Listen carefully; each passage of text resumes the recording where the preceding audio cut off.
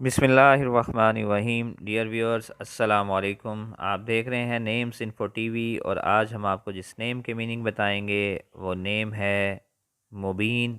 और मुबीन के स्पेलिंग है MUBEEN, मुबीन। आइए अब हम आपको बताते हैं कि मुबीन मुबीन नाम के क्या मायने होते हैं उर्दू ज़ुबान में।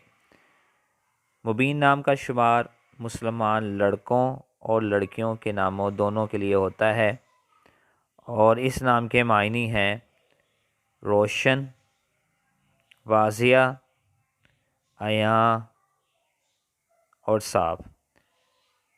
वैसे ये नाम ज़्यादातर मुसलमान लड़कों के लिए इस्तेमाल होता है और मुसलमान लड़कियों के लिए ये नाम कम इस्तेमाल होता है।